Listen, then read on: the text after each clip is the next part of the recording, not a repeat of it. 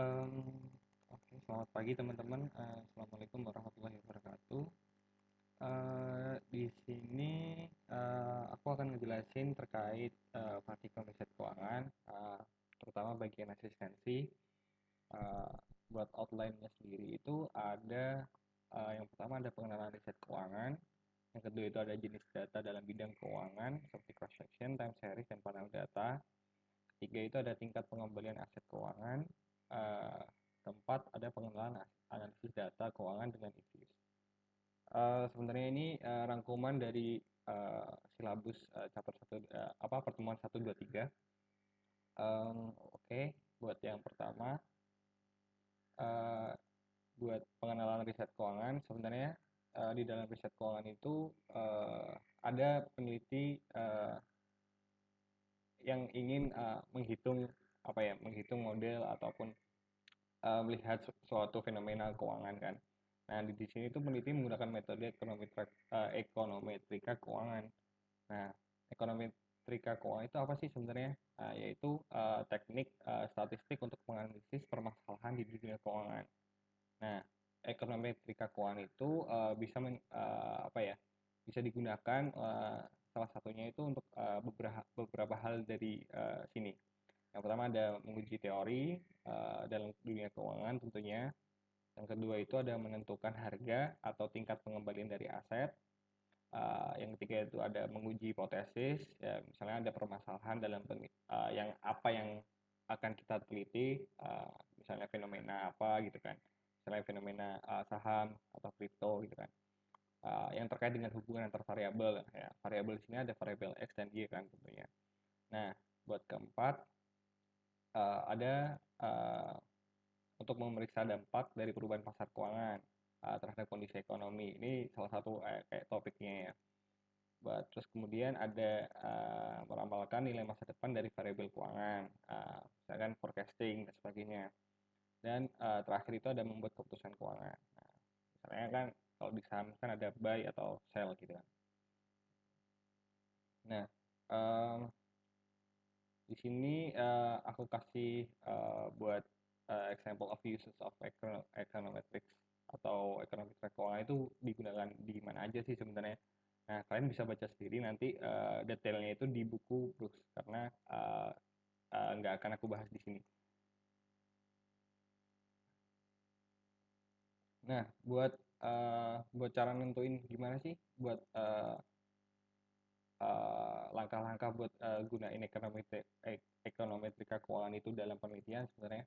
Nah, untuk yang pertama itu kalian misalnya punya nih eh, pertanyaan penelitian.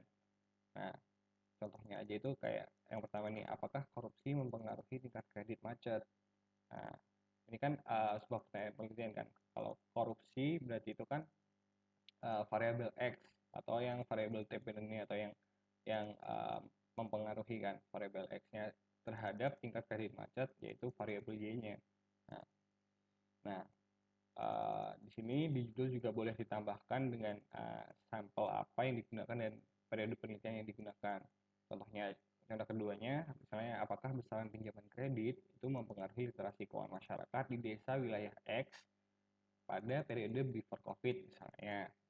Atau kalau yang ketiga ini lebih ke arah korelasi hubungan dua arah dibanding dengan dua contoh pertama. Kalau dua contoh pertama kan lebih ke arah hubungannya itu kan satu arah kan uh, dari X ke Y gitu kan, X mempengaruhi Y gitu kan. Nah, kalau yang ketiga ini biasanya di beberapa kasus skripsi teman-teman aku itu ada yang dipermasalahin buat judul-judulnya. Misalnya judul skripsinya kan ini hubungan atau pengaruh gitu kan. Kalau sebenarnya kan memang beda gitu. Kalau pengaruh kan satu arah, kalau hubungan itu dua arah.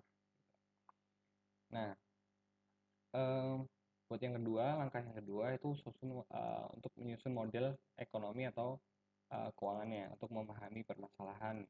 Nah, misalnya dari judul di nomor satu ini, kita bisa narik nih variabelnya yang Y itu yang mana, yang X ke mana. Contohnya itu kan kalau korupsi berarti kan variabel X-nya kan di sebelah kanan atau right hand side kan di sebelah kanan.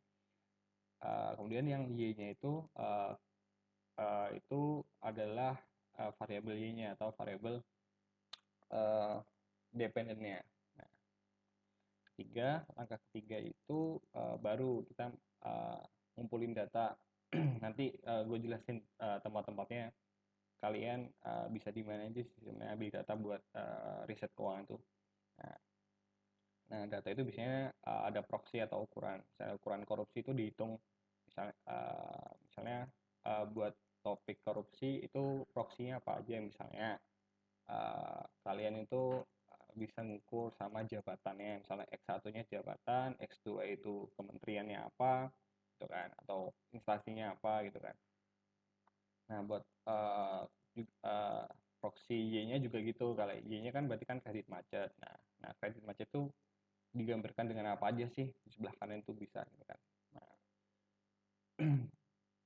Nah, kemudian langkah yang keempat, nah, kalian nanti bisa nyusun model ekonometrika dari model ekonomi yang telah disusun sebelumnya. Soalnya kan Y sama dengan A plus BX plus U. Ini contoh sederhana ya. Y-nya itu kan variabel independen, A-nya itu konstanta, BX-nya itu parameter yang mengenai tanda dan besar pengaruh korupsi terhadap tingkat kredit macet, dan U-nya itu adalah error term. Nah, di mana di dalamnya itu terdapat faktor lain selain korupsi. Nah, gitu kan. Misalnya faktor apa? Misalnya faktor lingkungan, faktor politik, gitu kan. Misalnya. Next. Nah, sebenarnya apa aja sih Kak data-datanya buat penelitian di riset keuangan tuh? Nah, sebenarnya ada tiga ya, yang normal atau umumnya itu ada tiga. Yang pertama itu ada cross section, yang kedua itu ada time series, yang ketiga itu ada panel data atau campuran cross section dan time series. Nah, buat yang survei ini cuman di beberapa kasus skripsi teman aku kemarin ada yang suruh survei, meskipun dia sebenarnya walaupun survei itu biasanya ranahnya di marketing, tapi teman aku ada yang disuruh survei karena data yang diambil itu atau data yang misalnya data sekunder tentang topik yang dia ambil itu nggak ada gitu, makanya dia harus survei.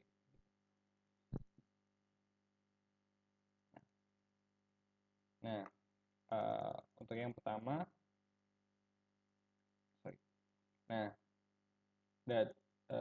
untuk yang pertama itu ada data cross section. Nah, data cross section itu adalah data dari satu atau lebih variabel dari beberapa entitas. Nah, perusahaan atau organisasi ya entitasnya yang dikumpulkan dalam satu titik waktu. Misalnya harga penutupan, volume perdagangan dan nilai perdagangan dari saham listed BI pada tanggal 15 Januari 2020. Jadi yang sama di data cross section itu biasanya waktunya. Tuh, kayak misalnya banyak kan, misalnya nanti ada contohnya. Nah, contoh lain lagi itu ada kinerja keuangan, ROE, debt equity ratio, net income pada perusahaan publik di tahun 2019 saja, gitu kan. Nah, contohnya itu kayak gini. Kalau kalian bisa lihat di sini kan, berarti kan yang bervariasi itu kan di entitasnya kan, ada AALI, ABBA, ABDA gitu kan. Sedangkan tanggalnya di sini itu tetap semua, kayak 15 Januari 2020 terus sampai ke bawah gitu kan. Nah, buat variabel-variabel lainnya juga gitu. Jadi kita misalnya X1-nya ambil ini Y-nya ya, misalnya harga penetapan Y-nya ya, closing itu di satu waktu aja di 15 Januari 2020 misalnya. Nah, buat volume perdagangan juga gitu. Diambil di tanggal segini juga. Uh, Bisa juga buat data satu periode waktunya itu juga tahun juga bisa. Misalnya selama tahun sekian, misalnya 2019 tuh kenapa sih gitu kan. Kalian kalau misalnya bisa contoh lainnya itu kayak waktu pandemi COVID gitu kan. Nah, selama setahun misalnya 2020 tuh ngapain gitu kan, atau ada apa aja sih selama 2020 gitu. Nah, itu bisa dipakai juga kayak gitu, karena cross section yang dipakai adalah periode waktunya yang sama. Jenis data yang kedua itu ada time series. Nah, time series itu adalah data dari satu atau beberapa variabel dari satu entitas perusahaan yang dikumpulkan secara runtut waktu. Nah, frekuensi datanya itu bisa berupa harian, mingguan, ataupun bulanan. Contoh, harga penutupan volume perdagangan dan nilai perdagangan dari saham Ali pada periode 15 Januari 2015 sampai 15 Januari 2020. Nah, contoh keduanya lagi itu ada kinerja keuangan pada perusahaan XYZ di tahun 2015 sampai 2019. Nah, nah, di sini tuh yang beda sama cross section itu di sini entitasnya itu cuma satu. Kalau tadi kan uh, ini ada beberapa entitas kan. Nah, jadi yang sama di time series itu entitasnya atau kalau bisa aku bilang itu perusahaan atau organisasinya. Nah, di sini kan yang sama itu sahamnya, misalnya sahamnya atau perusahaannya kan. Nah, kan tanggalnya itu bervariasi dari misalnya ada periode waktunya kan, misalnya 2015 sampai 2020 gitu.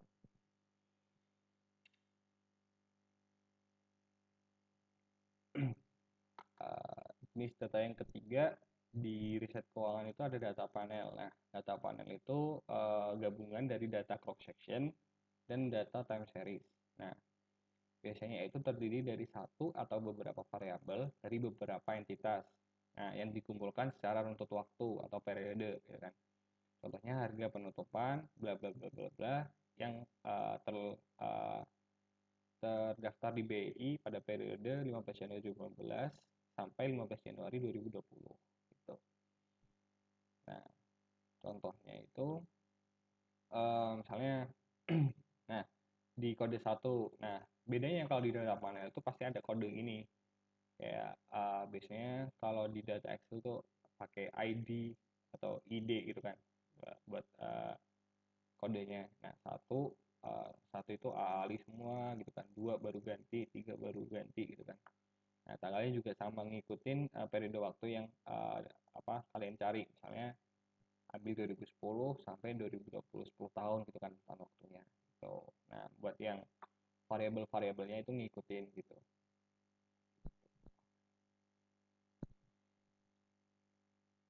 Nah, selanjutnya ini ada tingkat pengembalian aset keuangan.